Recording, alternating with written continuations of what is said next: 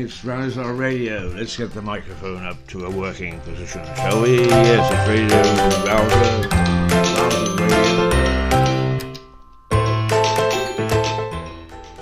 Nothing like drowning yourself out with the music. Out of Lewis, East Sussex. This is Keith Hayes with you for the next 29 minutes or so. And we'll try to talk about sensible things or nonsensible things. And we'll keep on drowning ourselves out with the music whenever we say something stupid, so you can tell already I've said several things stupid. There. Our usual intro, Buddy from Ben Sound. Ben Sound, the lovely people who are great composers and allow us to use their music for nothing. As long as we mention them, of course, and we do. Ben Sound, a great group of people.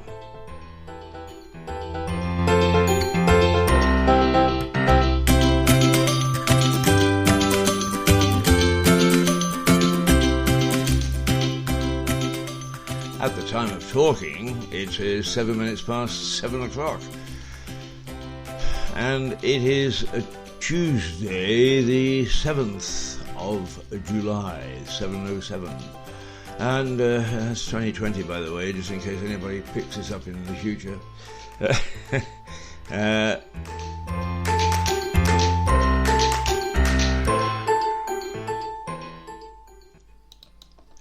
And it's a nice day out there by the look of things. Can't wait to get out this morning now that we're out of lockdown. But I mean, I wonder how long we're out of lockdown. People have really started to behave in the most reprehensible way, as if this thing just doesn't exist. And already there are demonstrations throughout the country and throughout the world that those people that flock to beaches and flock to picnic and flock to do all the things, getting into the streets and just having a mass party, are beginning to already show victims from amongst their fellow members. I'm all for out of lockdown. I hated it. No, I haven't really. I've kept myself busy, but nonetheless, staring at four walls isn't exactly the way that one wants to spend life, particularly as you get on in life. Anyway, I'm very happy to say that we can now get out a little bit. We can wander around, and I have done. I even went to a restaurant yesterday, and I was delighted to see a restaurant called Fuego in Lewis that I wouldn't necessarily visit for food, but I did have a very nice meal. I kept the social distancing, and they helped. They've rearranged it. It looks rather attractive. And bit by bit, other restaurants and pubs are coming to life. But for the moment, it is a slow process. And I see that already some pubs have had to close again because after opening up and everybody jamming in and having a jolly good time, is the number of people that are infected now with the virus have increased sharply amongst those at these particular pubs. So you've got common sense, and then we've got our freedom. Common sense with freedom. I sometimes think that common sense flew out of the window. We had our Mirador television round table on Sunday, which was put up for broadcast yesterday, and you can see it on miradortelevision.com if you have any interest in that. And Stephen Catlin, who is a political member, I suppose. Yes, he's a politician, but he's also looks after the community very well, particularly with his love of flowers and plants and so on. And he keeps secret gardens going, and he looks after the plants on the street and that sort of thing as a councillor. He's very good. But he was quite scornful of what he called the great British public. First of all, it's a myth that we're full of common sense. It's a myth that we're jolly good chaps and fair play and all that sort of thing. All that's disappeared.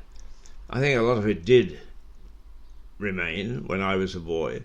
There was still a lot of protocol, a lot of manners. As a schoolboy, we expected to wear a cap. We expected to wear a tie.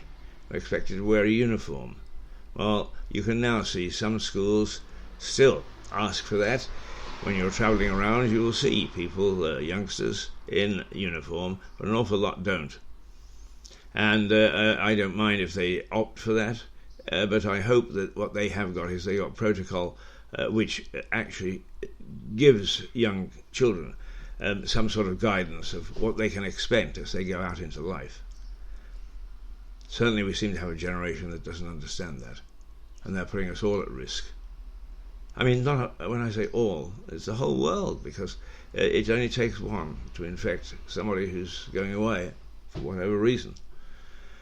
Even if they're going to be a nurse or a doctor or something, where the virus has really got a hold, it doesn't take much to actually pass on this dreadful, dreadful enemy. And I, along with several others, believe that it's nature's way of spanking the human race. I love that word, spanking. I remember talking to an economist from the Economist Intelligence Unit, and he was talking about an Asian country pegging its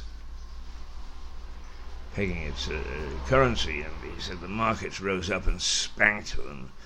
And I think that nature is rising up and spanking mankind at the moment for all our abuses of the environment. And boy, have we abused it.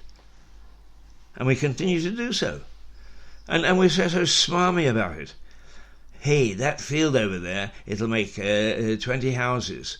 But you're going to cut down beautiful trees and hedges. And you're going to destroy the habitat of rare flowers and rare animals and rare insects. What the hell? We need houses. Okay, chop it down, get rid of them all. Oh, did you see what the people in South America are doing? The farmers, destroying the rainforests. Well, that's a threat to us all. Well, didn't you actually do a bit of destruction yourself today? No, did we? It doesn't occur to us that we are telling people not to do what we happily will do ourselves.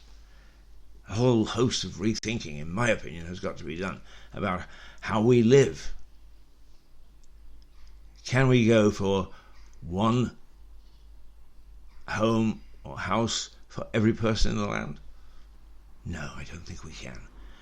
And I see now that at long last there is some sensible thinking in government. Mind you, I don't know whether that'll carry through, but some sensible thinking in government about our other silly excesses. Everybody must have a degree. How crazy. There are more people walking around with a piece of paper that has become meaningless and worthless. There are waiters and waitresses with degrees.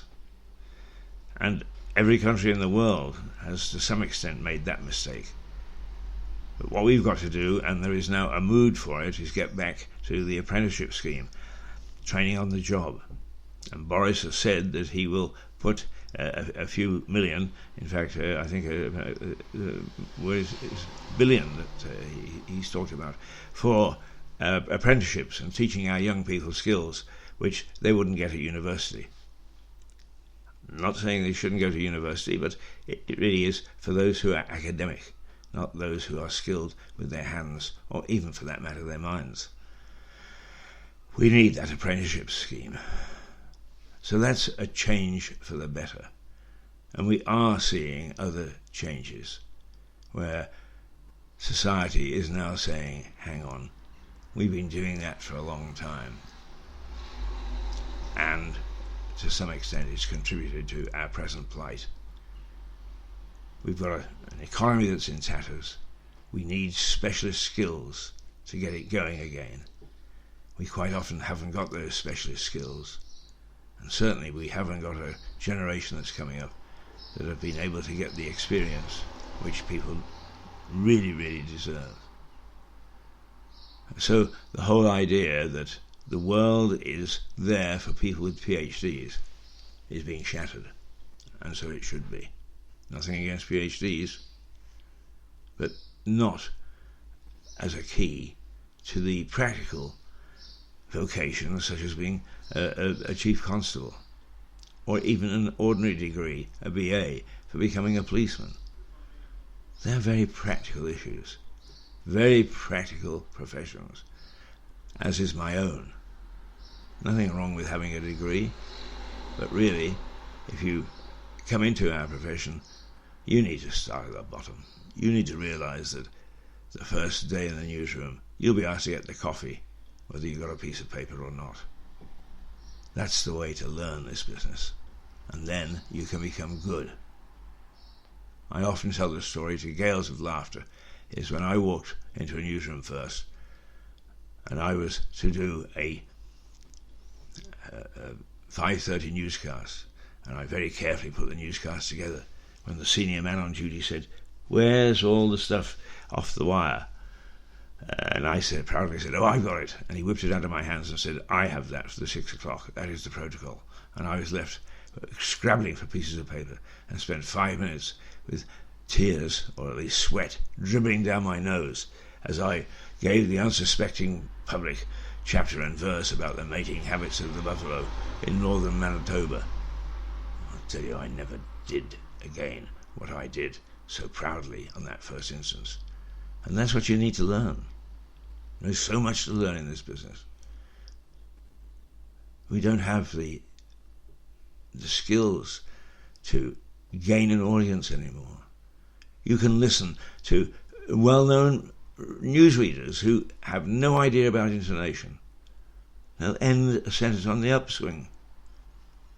"Today in Brussels a decision was made," and then they get into a sing-song. "Here we go gathering nuts in May. Here we go gathering nuts in May. Here we go gathering nuts in May." Oh, turn me off, please. No, there is a lot more to broadcasting and communicating than meets the eye. And most people are not taught that at university. I'm very, very proud, because I spent a year, a little over a year actually, at a small college in Notting Hill, teaching media, real media. And I gave very practical instruction to those young people, 14 of them. 12 of them stay in touch with me. 12 of them were very successful in media. They got media jobs. They started at the bottom. In one case, one chap, delightful chap, started his own magazine and made it a great success. And the two that didn't follow a media career were successful in other areas. It wasn't for them, and that's a brave decision. But nonetheless, good practical grounding stands you in good stead. A good editor will recognize that you can contribute far more than somebody that says he's got a degree in media studies or whatever the hell they call it now. Yes, there are things to learn. Yes, there is book learning, if you like. But the practical aspects of media are the things that one has to grasp hold of. And that's true of a good many other professions. All right.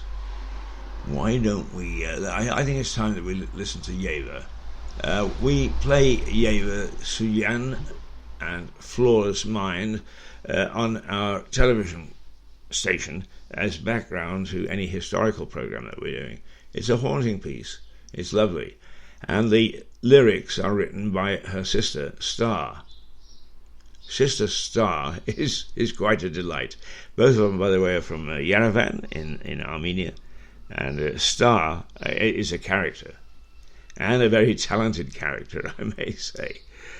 If only she would focus on either writing, singing, or writing musical lyrics, she would become a great star. As it is, she keeps falling between all sorts of stools, changing what she wants to be.